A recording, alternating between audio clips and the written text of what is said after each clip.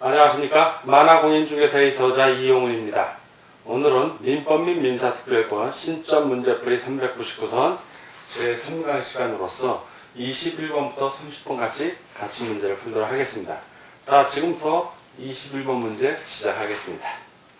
21번. 다음의 법률 행위의 목적의 적법성에 관한 설명이다. 거리가 먼 것은 자 목적입니다. 1. 강행법규 중 효력법규에 위반하면 원칙적으로 무효이다.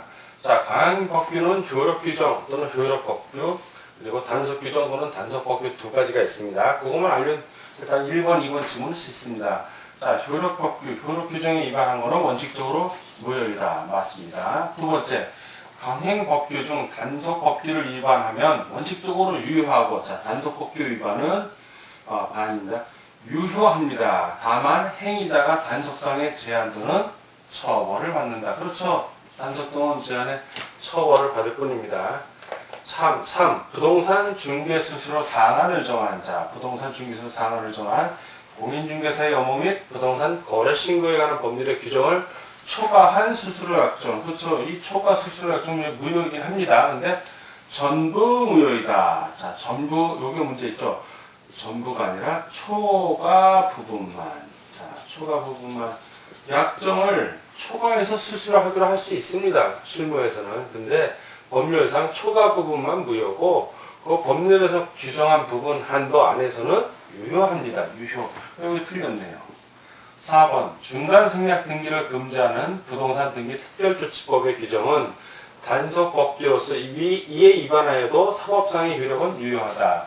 원칙을 얘기하고 있습니다. 중간 생략 등기 금지하고 있는 등기 특별조치법 단속법규로서 사법상의 효력은 유효합니다. 이에 위반해도 중간 생략 등기를 해도 유효한데 다만 여러분들 꼭 알아셔야 되니까 이제 5번 질문에 나오는데 토지거래 허가구역입니다. 자, 토지거래 허가구역에서 중간 생략 등기는 이건 효력법규입니다. 효력법규, 효력규정. 그래서 이 토지거래 허가구역에서 중간 생략 등기를 하게 되면 그건 무효예요. 자, 효력법규로서 이에 위반하여 제3자가 합의에 의해 각각의 단계마다 허가를 받지 않은 경우 그 등기는 무효이다. 바로 이래서 무효가 된 겁니다. 중간 생략 등기를 하게 되면 각각의 단계마다 토지거래 허가구역에서 허가를 받아야 되는데 시군구청장에 허가를 안 받고 등기가 이루어졌기 때문에 그건 무효라는 겁니다. 전부가 다. 일반적으로는 유효. 그러나 토지거래 허가 구역만큼은 중간 생략 등기 무효라는 거 반드시 기억해 주시기 바랍니다. 다 오고 하나만 X. 거리가 먼 것이니까 21번은 3번이 정답이 되겠습니다. 다음 22번 문제를 보겠습니다. 반사회적 법률행위에 관한 설명으로 옳은 것은 자, 반사회적 법률행위 절대적 무효죠. 그래서 선의의 제3자 보호 규정이 없습니다. 일단 그 정도는 머리에 두고 보겠습니다. 반사회적 법률행위로 무효는 선의의 제3자에게 대항하지 못한다. 민법 제103조 대항할 수 있죠. 선의의 제3자 보호 규정이 없습니다. 틀렸고요. 두 번째, 첫 계약의 대가로 아파트 소유권을 인정하여 주었다면 부당이득을 이유로 그 반환을 청구할 수 있다. 없습니다. 없다. 청구할 수 없다. 그 첫 계약만큼은 반사회적 법률 행위로서 무효입니다. 자, 첫 계약은 반사회적 계약으로서 무효지만 첫 계약을 대가로 해서 아파트 소유권을 이전하는 것은 불법 원인급여에 해당이 됩니다. 이 불법의 원인으로 인해서 재산을 급여하거나 노무를 제공할 때는 그 이익의 반환을 청구하지 못한다고 민법 제746조에 나와 있습니다. 그래서 청구할 수 없다. 3번. 반사회적 법률 행위는 당사자가 무효인 줄 알고 추인하면 새로운 법률 행위로서 유효하게 된다. 유효하게 되는 건 아니죠. 무효는 한번 무효면 무효입니다. 그건. 반사회적 법률행위는 사회의 질서에 반하는 법률행위이기 때문에 이 자체로 무효예요. 그래서 알고 추인을 하더라도 무효입니다. 자, 이건 틀렸고요. 네 번째, 명의수탁자가 신탁재산을 처분하는 경우에는 그 매수인이 수탁자의 배임행위에 적극 가담하더라도 그 처분행위는 무효다. 매수인이 수탁자의 배임행위에 적극 가담했을 때 그 처분행위는 무효입니다. 그냥 매수인이 수탁자의 가 파는 거를 알고, 즉 악의일 때는 유효지만 악의이면서 배임행위에 적극 가담했을 때는 무효입니다. 이 경우는 무효가 돼요. 이거는 판례에 나와 있습니다. 자, 5번. 강제 집행을 면할 목적으로 부동산의 허위의 근저당 설정 등기를 경로하는 행위는 경로 마쳤다는 얘기죠. 등기를 마친 겁니다. 특별한 사정이 없는 한 반사회적 법률 행위에 해당되지는 않는다. 예, 판례에서 인정하고 있습니다. 자, 다 X고 하나만 옳은 것을 구하는 거니까 5번이 정답이 되겠습니다. 다음 23번 문제를 보겠습니다. 갑이 자기 소유의 X 부동산을 을에게 매도하고, 자, 갑이 매도인, 을이 매수인입니다. 매매 대금을 수령하였으나 이를 알고 있는 병이 적극적으로 권유하여 갑으로부터 위 부동산을 매수하고 소유권 이전 등기를 경로하였다. 다음 중 틀린 것은 전형적인 이중 매매를 설명하고 있는 겁니다. 우리는 갑이 을에게 한번 팔았어요. 자, 일단 매도를 한 겁니다. 1차 매도. 그런데 제일 매수인 을인데 이전 등기하기 전에 제 3자 병에게 또 매도를 한 겁니다. 제2 매수인. 근데 갑이 을에게 팔았다는 걸 안 상태에서 병이 갑에게 팔라고 얘기 안 하고 사게 되는 경우에 적극적으로 권유하지 않으면, 그냥 갑이 네가 사겠냐 해서 팔면, 아니면 중개사무소에서 권유해서 병이 샀다면 그건 유효합니다. 그 경우에는 을이든 병이든 먼저 소유권 이전 등기를 하는 사람이 유효한데, 문제는 이 제2 매수인이 적극 권유한 거예요. 갑에게 배임행위에 적극 권유를 한 경우, 이 경우는 무효가 되는 겁니다. 절대적 무효로서 무효가 돼요. 그래서 그것을 알고 있으면 되는데, 문제는 이제 을의 입장에서 그럼 소유권을 가져와야 되는데, 을은 병이 지금 소유권 이전 등기를 한 상태이기 때문에, 자, 이제 소유권 이전 등기를 받았습니다. 여러분, 바로 직접 소유권 이전을 병에게서 을로 해달라고 말을 못하고 갑에게서 병으로 간 게 무효다라는 첫 번째 소송을 한번 걸어야 돼요. 이 병이 배임행위 적극 가입했기 때문에 병의 소유권 등기는 무효입니다. 결국 이 부동산, X부동산은 나의 것입니다라고 첫 번째 소송에 승소한 다음에, 그리고 나서 갑을 대위해서 병에게 소유권 이전 등기를 청구해야 된다. 즉, 병으로 간 소유권을 갑으로 돌린 다음에 다시 갑에게서 을로 가는 두 번의 소송을 해야 되는 거예요. 자, 이것만 알고 있으면, 대위에서 이전 등기 청구한다는 뜻만 알면 이 문제는 쉽습니다. 갑과 병 사이의 매매 계약은 무효이다. 맞죠? 이거 원칙을 얘기한 거니까. 왜? 병이 갑의 배임행위에 적극적으로 가담을 했기 때문에 그렇습니다. 을은 갑에 대하여 소유권 이전 채무의 불이행을 이유로 손해배상을 청구할 수 있죠. 그렇죠. 을은 손해배상 청구할 수 있습니다. 손해봤으니까. 3. 을은 갑을 대의하지 않고 병에 대하여 직접 등기의 말소를 청구할 수 있다. 그건 아니죠. 직접은 못하죠. 갑을 대의해서 청구해야 됩니다. 이거 틀렸네요. 4. 을은 소유권 이전 청구권의 보전을 위하여 갑과 병 사이의 매매 계약에 대하여 채권자 취소권을 행사할 수 있다. 맞습니다. 채권자 취소권을 행사할 수 있습니다. 5번. 병으로부터 X부동산을 전득한 정이 선이더라도 소유권을 취득할 수 없다. 맞죠? 왜냐하면 병이 취득한 게 반사회적 법률 행위입니다. 자, 그래서 절대적 무효이기 때문에 선의의 제3자 보호 규정이 있다 없다? 없습니다. 그래서 을이 소유권을 다시 환수할 수 있는 겁니다. 이것도 맞는 질문이 되겠습니다. 다 오고 하나만 X, 그리고 틀린 것을 고르는 거니까 답은 3번이 되겠습니다. 다음은 24번 문제를 보도록 하겠습니다. 24번. 갑이 그의 부동산을 을에게 매각하였으나 소유권 이전 등기는 아직 하지 않았다. 그런데 갑이 그 동부동산, 같은 부동산자입니다. 동부동산을 병에게 다시 매도하고 그 병 앞으로 소유권 이전 등기를 해줬다. 역시 이중매매의 법리입니다. 정리하면 갑이 을에게 첫 번째 매도를 하고 다시 또 갑이 병에게 두 번째 매도를 한 경우입니다. 이와 관련된 다음 설명 중 옳지 않은 것을 구하라는 문제입니다. 1. 부동산 이중명도의 전형적인 사례로서 반사회적인 것으로 평가되어 무효가 되기 위해서는 제2양수인인 병이 매도인의 배임 행위에 적극 가담하여야 한다. 그렇죠. 단순히 알고 있는 것만 갖고는 안 되고 적극 가담해야 됩니다. 자, 이거 맞는 설명이 되겠습니다. 두 번째, 병에게 해당 구성을 증여. 그렇죠. 갑이 병에게 매도가 아니라 증여를 한 경우도 역시 이중양도의 법리가 적용이 됩니다. 세 번째, 을에게 매도된 부동산의 병이 근저당권을 설정은 병이 은행으로서 갑이 을에게 매도하고 그 부동산에 또 병에게 근저당권을 설정해 준 겁니다. 이 경우도 이중양도의 법리가 적용됩니다. 맞습니다. 4. 반사회적 법률 행위에 해당하여 무효인 이중매매계약의 제2양수인 병으로부터 그 부동산을 전득한 정의 성인 경우 정은 이중매매 유효를 주장할 수 있다. 반사회적 법률행위가 이미 무효가 된 거예요. 무효. 자, 반사회적 법률행위 무효는 선의의 제3자 규정이 있다 없다? 없다. 이것만 알면 쉬운 거예요. 제3자가 선의라도 보호를 안 하니까 주장할 수 없는 겁니다. 절대적 무효이기 때문에. X. 5.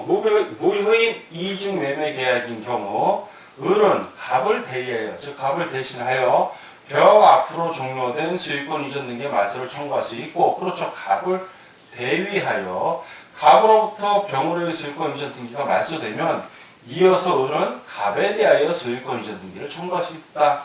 판례에 있는 내용입니다. 정확하게 설명하고 있습니다. 다 오고 하나만 X, 옳지 않은 것을 구하니까 답은 4번이 되겠습니다. 다음은 25번 문제를 풀도록 하겠습니다. 25번. 갑은 자신의 부동산 A를 을에게 매도하는 계약서를 쓰면서 계약금을 받았다. 그리고 나서 다시 병에게 A 부동산을 매도하고 소유권 이전 등기를 했다. 역시 이중 매매에 대한 문제입니다. 이에 대한 설명 중 옳은 것은, 자, 옳은 것을 구하는 문제입니다. 1번. 별도의 위약금 약정이 없더라도 을은 갑에게 손해배상금 명목으로 계약금의 배액을 지급할 것을 청구할 수 있다. 위약금 약정이 없기 때문에 청구할 수 없습니다. 위약금 약정이 있어야만 그 위약금 약정에 의해서 손해배상 명목으로 배약금 2배를 지급하시오라고 청구할 수 있는 것입니다. 이 위약금 약정이 없을 경우, 이런 특약이 없을 때 을은 채무 불이행을 원인으로 한 손해배상만 청구할 수 있을 뿐이고, 자기가 손해본 게 없으면은 따로 손해를 또 배상 청구할 수도 없습니다. 그래서 일반적으로 공인중개사가 중개 업무할 때는 위약금 약정, 이 계약금을 만약에 갑이 을에게 주고 서로가 이행을 못하는 경우에는 계약금의 배액을 산정하는 위약금으로 한다라는 규정을 요즘 대부분 놓고 있습니다. 계약을 완벽하게 하기 위해서. 자, 없는데 있다고 그랬으니까 이거는 틀린 질문이 되겠습니다. 두 번째, 병은 원칙적으로 갑과의 매매 계약을 취소할 수 있다. 자, 병은 원칙적으로 갑과의 매매를 취소하려면 그 갑과 병 사이에 그 병이 피해자여야 되는 거죠. 근데 지금 병은 피해를 입은 게 없기 때문에 취소할 수가 없는 겁니다. 세 번째, 병이 선의인 경우에만 위 부동산의 소유권을 취득할 수 있다. 아니죠. 악의인 경우에도 취득할 수 있습니다. 악의인 경우에도. 왜냐하면 병이 악의, 그래, 갑이 을에게 팔았다는 걸 알고 있어요. 자, 알고 있는 사실이고, 그렇지만 갑에게 적극적으로 나에게 하세요라고 매임 행위에 적극 가담을 하지 않고 그냥 악의인 경우에는 취득할 수 있습니다. 그래서 반드시 선의인 경우에만 취득하는 게 아니라 단순히 악의인 경우에도 소유권을 취득할 수 있으니까 틀린 질문이 되는 겁니다. 선의인 경우에만, 요 만자가 틀린 거죠. 4. 을은 병을 상대로 직접 소유권 이전 등기 의무를 이해할 것을 청구할 수 있다 없다? 없죠. 갑을 대의하여, 그게 반드시 나와줘야 됩니다. 5. 을은 최고 없이 어떤 최고 알린다는 거예요. 알리는 거 없이 갑과의 매매 계약을 해지할 수 있다. 그렇죠. 더 이상 채무 불이행 상태이기 때문에 을은 최고 경고할 거 없이 바로 계약을 해지할 수 있는 겁니다. 맞죠. 다 X고 하나만 옳은 것을 고르니까 25번은 3번이 정답이 되겠습니다. 다음은 26번 문제를 보도록 하겠습니다. 26번. 반사회적 법률 행위 및 불공정 행위에 관한 설명 중 옳은 것은 1. 부당 없는 증여를 불공정 행위라는 이유로 무효가 될 수 없다. 맞죠?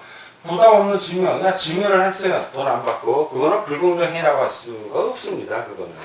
그냥 준 건데. 예. 자, 이건 맞는 질문이 되겠고요. 두 번째, 부동산 이중매매가 반사회적 법률 행위로서 무효가 되는 경우, 제일 매수인은 매도인에게 손해배상 청구를 할 수 있지만 매도인을 대의하여 제2매수인 명의로 된 소유권 이전계 말소를 청구할 수 있다죠. 대의해서 청구할 수 있습니다. 왜? 부동산 이중매매가 반사회적 법률 행위로서 무효가 됐기 때문에. 자, 틀린 질문이 되고요. 3. 부동산 등기 특별조치법을 위반한 중간생략 등기는 사회질서에 반하여 무효이다. 이거 중간생략 등기는 일반적인 지역에서만 실제로 유효입니다. 그냥 유효, 무효가 아니라 유효. 다만 토지거래 허가구역에서만큼은 무효입니다. 자, 이게 지문이 잘못되어 있고. 4. 부첩관계를 맺은 대가로 부동산을 증여받은 첩으로부터 그 부동산을 전득한, 다시 받은 사람이다.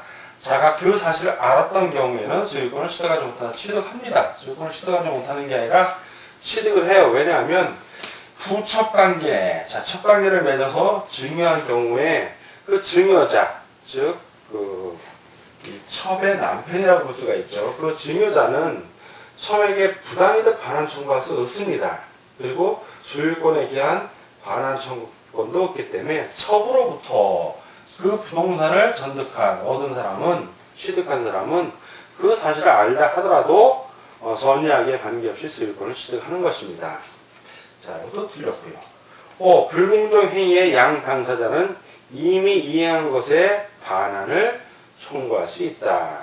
불공정 행위의 양 당사자가 아니라 불공정 행위가 있으면 물론 반환을 청구합니다는데 양 당사자가 아니라 피해자죠. 피해자가 청구해야지 가해자가 청구하면 이상하죠. 그래서 X입니다. 자, 다 X고 하나만 O. 문제에서 옳은 것을 고르는 거니까 1번이 정답이 되겠습니다. 27번. 불공정한 법률 행위에 대한 설명이다. 거리가 먼 것은, 자, 불공정한 법률 행위 역시 이제 폭리행위라고 하는데 이게 만약에 확정이 되면 이 역시 반사회 질서 법률 행위로서 무효입니다. 1. 민법 제104조의 불공정한 법률 행위란 당사자의 궁박, 경솔 또는 무경험으로 인하여 현저하게 공정을 이룬 법률 행위를 말하며 이러한 불공정한 법률 행위는 무효이다. 맞습니다. 두 번째, 폭리가 되려면 급부와 반대급부 사이에 현저한 불균형이 있어야 하나 증여와 같은 대가적 의미의 출현이 없는 무상행위에는 불공정한 법률 행위가 적용되지 않는다. 맞습니다. 세 번째, 현저히 불균형이 존재하는지 여부의 판단은 변제기를 기준으로, 즉 돈 갚을 때, 채무 이행할 때를 기준으로 한다. 이게 아니죠. 법률 행위를 할 때입니다. 처음에 법률 행위를 할 때 법률 행위시를 기준으로 합니다. 틀렸네요. 네 번째, 폭리자가 피해자의 궁박, 경솔, 무경험을 알고 이용해야 하는데 이 중 어느 하나만 갖춰도 충분하다. 맞습니다. 다섯 번째, 매도인의 대리인이 매매 계약을 한 경우에 불공정 여부에 있어서는 경솔, 무경험은 대리인을, 그래서 경무대라고 암기하시라고 제가 말씀드렸고, 기준으로 하고, 궁박 상태는 매도인 본인을 기준으로 판단해야 한다. 맞습니다. 다 오고 하나만 X, 거리와 먼 것을 구하는 문제니까 답은 27번은 3번이 되겠습니다. 다음 28번 문제를 보도록 하겠습니다. 28번. 불공정한 법률 행위에 대한 설명 중 옳은 경우를 모두 고른 것입니다. 옳은 거를 고른 거. 기업, 폭리 행위는 피해자에게 궁박 상태가 존재한다는 사실에 대한 폭리자의 인식만으로 성립한다. 아니죠. 인식 플러스, 자, 이거, 인식 플러스, 악의, 즉, 피해 당사자 측의 사정을 알면서 이를 이용하려는 의사도 있어야 되는 거니까 인식만은 안 되고 어떤 악의가 있어야 돼요. 악의. 이용하려는 뜻이 있어야 된다는 거죠. 틀렸고. 피해자의 궁박에는 정신적 궁박이 포함됩니다. 그렇죠. 이거 맞습니다. 피해자의 궁박에는 뭐 경제적, 정신적, 심리적 궁박 모두 포함이 됩니다. 디귿, 대리인에 의한 법률 행위인 경우 궁박은 대리인을 기준으로 판단한다. 항상 요 남은 경무대를 외워두십시오. 경무대. 그래서 경술 무경험은 대리인, 궁박은 누구? 본인을 기준으로 판단하는 겁니다. 틀렸죠? 가격이 현저하게 대가적 균형을 잃었다고 하여 궁박이 추정되는 것은 아니다. 증여 같은 경우는 생각해 보세요. 어느 한쪽이 일방적으로 많은 재산을 줘도 상대가 하나도 대가를 지불 안 하는 경우 있을 수 있습니다. 그렇다고 해서 궁박이라고 하지 않거든요. 자, 그래서 궁박이 추정되는 것은 아니다. 즉, 증명은 피해자가 피해 입었다고 증명을 해야 돼요. 자신이 궁박하던 거 상대가 이용했다는 거를. 요것도 맞는 질문이 됩니다. 자, 니은하고 리을을 고르라는 얘기예요. 옳은 걸 고르니까. 그럼 28번, 니은하고 리을이 어딨나 보면 3번에 니은, 리을이 있습니다. 그래서 28번은 3번이 답이 되겠습니다. 자, 다음 29번 문제를 보도록 하겠습니다. 갑은 국문 해독 능력이 없는 노인 을을 부추켜 을의 토지 1000평을 시가의 5분의 1 가격으로 매매 계약을 체결하였다. 다음 설명 중 틀린 것은, 자, 틀린 걸 고르는 문제입니다. 1. 급부와 갑이 준 돈과 반대급부 받은 1000평의 땅 현저하게 공정을 이룰 수도 있습니다. 이렇다고 해서 바로 을의 경솔 무경영이 추정되지는 않습니다. 이건 맞는 질문입니다. 왜 노인을이 문장에는 부추겼다고 되어 있지만 줄 수도 있거든요. 증여 같은 거 할 수도 있기 때문에. 1. 위 매매 계약이 무효가 되려면 갑이 을의 경솔 무경을 알고서 이를 이용하여야 한다. 그렇죠. 요게 또 필요한 겁니다. 세 번째, 불공정한 법률행위의 주관적 요건과 객관적 요건은 모두 이를 주장하는 피해 당사자가 입증해야 된다. 이 경우 을이 피해자라면 노인 을이 입증을 해야 되는 겁니다. 이때 주관적 요건은 폭리자가 이제 갑이죠. 피해자의 궁박, 경솔, 무고놈 셋 중에 하나 아무거나 상관없습니다. 그걸 알고 그것을 이용해야 되고, 이제 객관적 요건은 폭리가 되기 위해서 급부와 반대급부 사이에 현저한 불균형이 있어야 하는 겁니다. 지금 객관적인 조건은 인정이 되지만 주관적인 조건은 증명을 해야 되는 겁니다. 물론 객관적 조건도 증명을 해야 되지만 문제에는 5분의 1 가격이라고 나와 있기 때문에.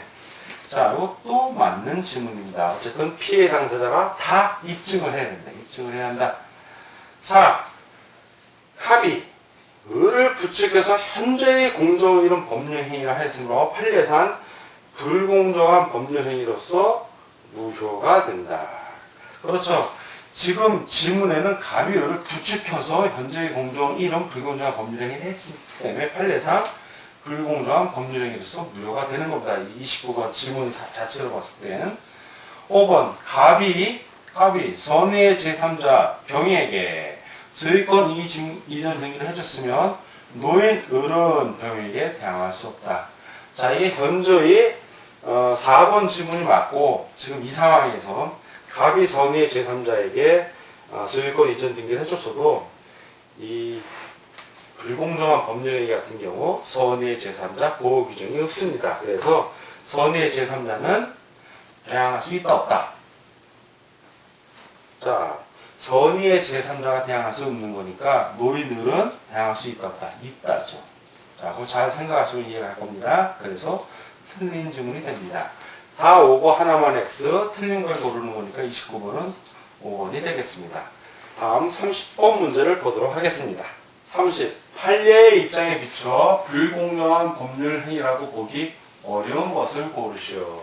1. 대물 변제의 목적물인 부동산의 가격이 채권액의 3배 내지 4배가 되는 4배입니다.